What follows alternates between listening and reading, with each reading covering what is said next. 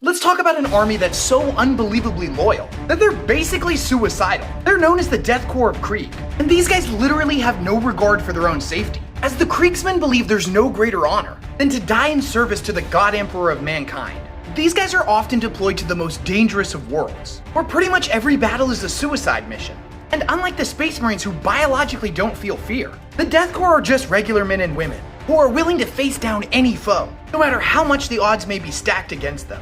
Their bravery comes from a deep-seated feeling of shame for their ancestors, who once tried to secede from the Imperium. You see, this is their homeworld of Krieg, and it's basically an irradiated death world. But Krieg wasn't always like this. It was actually once a powerful and wealthy world. But as Krieg's power grew, so did the paranoia of the ruling class. They eventually declared Krieg's independence. However, the Imperium decided if they couldn't have Krieg, then no one could.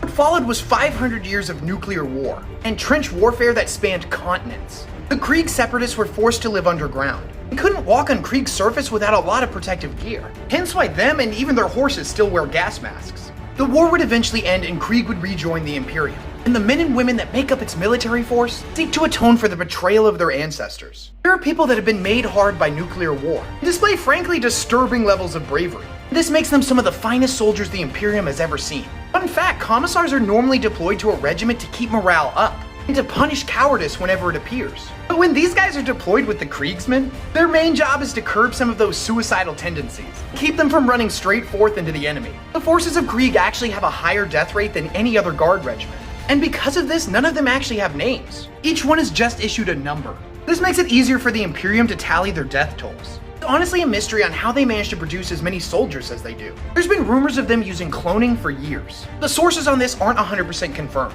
Likewise, since every one of them wears a mask, it's not uncommon for individuals that don't meet the minimum age requirement to still enlist and end up on the front lines. However they manage to do it, Kriegsmen are masters of attrition-style combat, grinding their enemies to dust under the boots of thousands of soldiers, the thunderous orchestra of tanks and artillery. And I think this quote sums them up perfectly. The foe is well-equipped, well-trained, and battle-hardened, and he thinks his gods are on his side. Let them think that, because we have tanks on ours.